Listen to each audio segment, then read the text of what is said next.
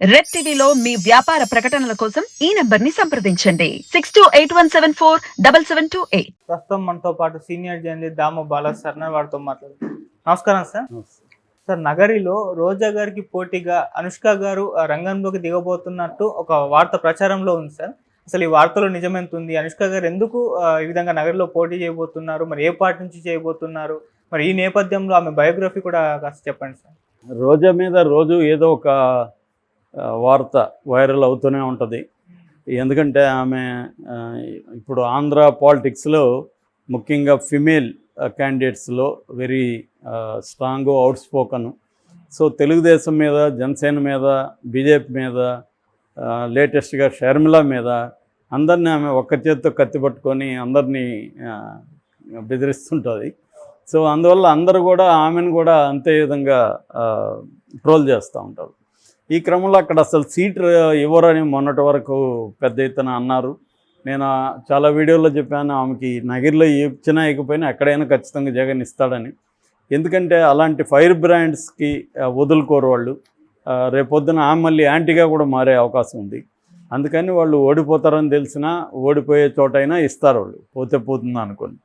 So అలాంటిది ఆమె నగిరిలో ఇచ్చారు. నగిరిలో నేను నిన్న కొంత విచారిస్తే ఈమె ఓడిపోయే ప్రసక్తి ఏమీ లేదని కొంతమంది చెప్తున్నారు. ఎందుకంటే ఈ భానుప్రకాష్ అవతల అతను కూడా యాక్టివ్గా లేడు అనేది కొంతమంది చెప్తున్నారు. నిజం తెలియదు, కానీ ఏదేమైనా ఆమెకు కష్టమే, అంత ఈజీగా అయితే రాదు. ఎందుకంటే గత 2 ఎలక్షన్లో కూడా ఫస్ట్ ఎలక్షన్లో 854 ఎంతో వచ్చాయి ముద్దుకృష్ణనాయుడుతో, గాలి ముద్దుకృష్ణనాయుడు. దాని తర్వాత 2019లో 2500 చిల్లరతో ఆమె గెలిచింది, గాలి భానుప్రకాష్, ముద్దుకృష్ణనాయుడు పెద్ద కొడుకు. సో ఇప్పుడు కూడా గాలి భానుప్రకాష్కి ఇచ్చారు కాబట్టి టైట్ ఉంటుంది. అయితే ఇప్పుడు కొత్తగా ఒక వార్త ఈరోజు మార్నింగ్ నుంచి వైరల్ అవుతుంది. అదేంటంటే అక్కడ తెలుగుదేశం కాకుండా జనసేనకు సీటు ఇవ్వబోతున్నారు. జనసేన పవన్ కళ్యాణ్ పావులు గదిపి అనుష్కని అక్కడ రంగంలోకి దించబోతున్నాడు. అంటే సినిమా నటితో ఎదుర్కోవాలి. అనుష్క వస్తే చాలామంది సినిమాలు కూడా అక్కడ ప్రమోట్ చేస్తారు. అనుష్క అయితే తమిళ్లో కూడా ఆమె పాపులర్ కాబట్టి ఆ బెల్ట్ ఏంటంటే తమిళియన్స్ కూడా ఎక్కువ ఉంటారు ఆ నగరి నియోజకవర్గంలో. సో తమిళియన్స్ కూడా ఉంటారు కాబట్టి ఆమె అయితే చేయగలదు అని వార్త వస్తుంది. ఇది ఎంత నిజమో తెలియదు, కానీ అట్లా ఒకవేళ జరిగితే మాత్రం ఖచ్చితంగా ఇంట్రెస్టింగ్ ఉంటుంది.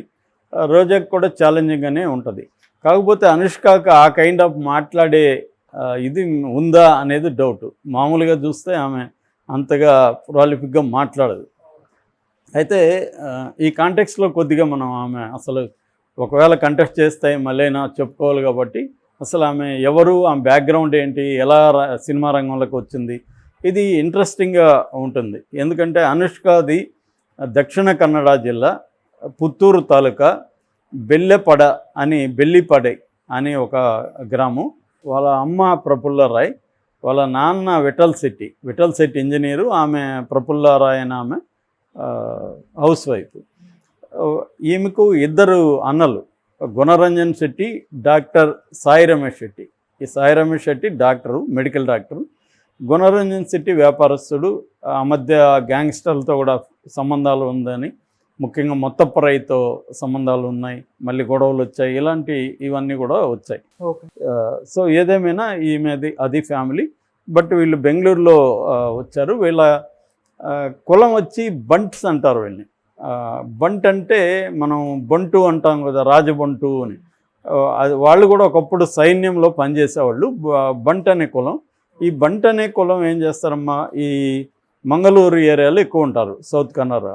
వీళ్ళు ఇంటి పేరు పక్కన శెట్టి కానీ రాయ్ కానీ వస్తుంది. ఇప్పుడు ఐశ్వర్య రాయ్, ప్రకాష్ రాయ్, యాక్చువల్గా మనం ప్రకాష్ రాజ్ అంటాం, కన్నడలో ప్రకాష్ రాయ్ అంటారు వాళ్ళు. సో ఆయన కూడా ఇదే అన్నమాట, బంటే. ఇట్లా సునీల్ శెట్టి, ఆమె ఎవరు, శిల్పా శెట్టి, ఇలాగ వీళ్ళందరూ కూడా ఇక్కడే ఆరిజిన్ వాళ్ళది. సో వీళ్ళకి రాయ్ అని కానీ శెట్టి అని కానీ వస్తుంది. అందుకే వీళ్ళ అమ్మ పేరేమో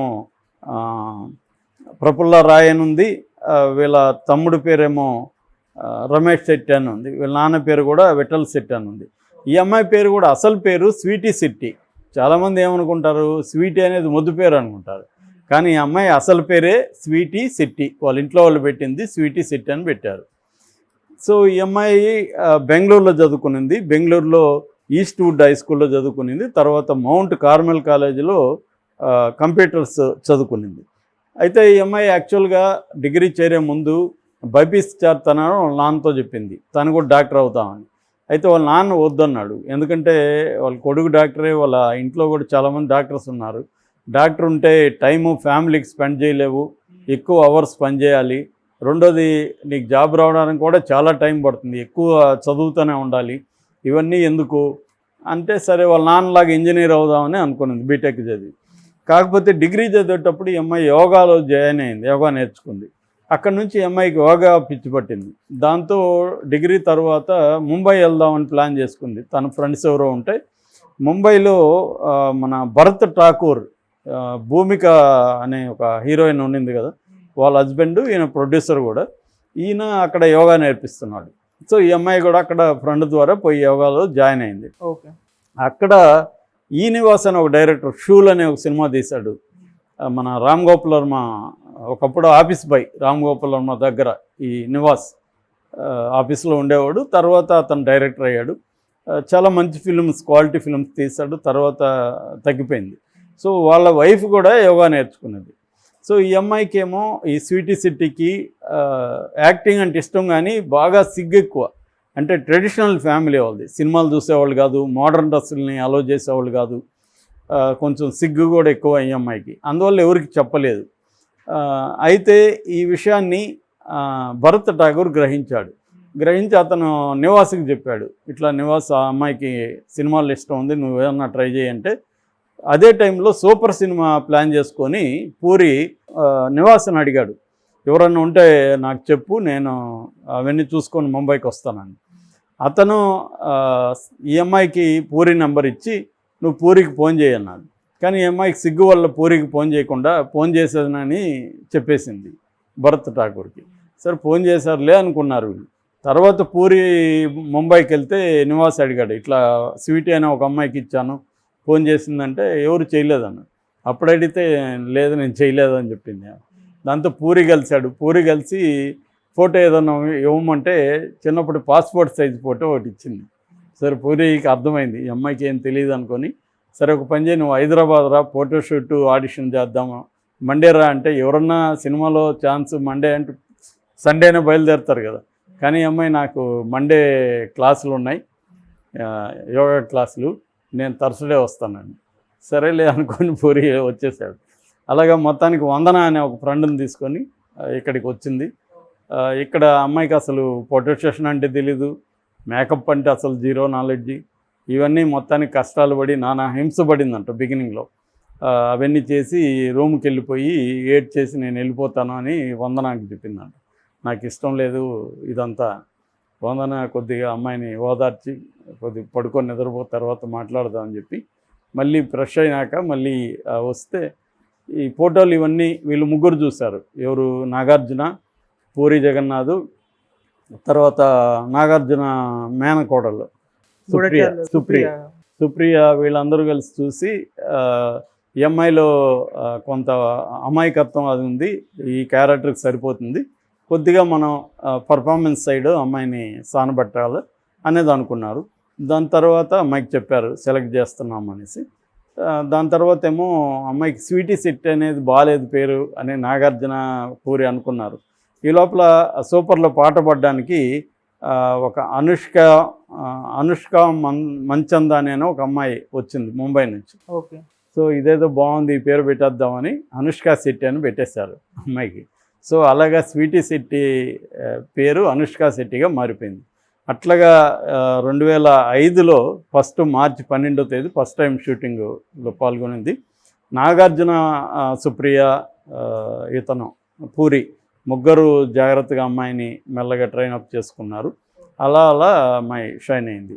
సో అందుకని ఇప్పటికి కూడా నాగార్జున నా గాడ్ ఫాదర్ అని చెప్తుంది. సుప్రియని కూడా చాలా వాళ్ళే నాకు ఇచ్చేసారని, లైఫ్ ఇచ్చారని చెప్తుంది. ఇంకా తర్వాత మహానంది, విక్రమార్కుడు, అస్త్రం, స్టాలిన్, డాన్ ఇలాంటి అన్ని సినిమాలు వచ్చాయి. అప్పటి వరకు ఆ అమ్మాయి పెద్దగా యాక్టింగ్ రాలేదని ఒక ఇంటర్వ్యూలో చెప్పింది. విక్రమార్కుడు సినిమాలో రాజమౌళి చేశాడు. రాజమౌళికి ఉండే ఒక ఇదేంటంటే తనే యాక్ట్ చేసి చూపిస్తాడు ప్రతి క్యారెక్టర్. అందువల్ల యాక్టర్స్కి ఒక్కోసారి ఈజీ అయిపోతుంది, ఒకసారి కష్టం ఉంటుంది.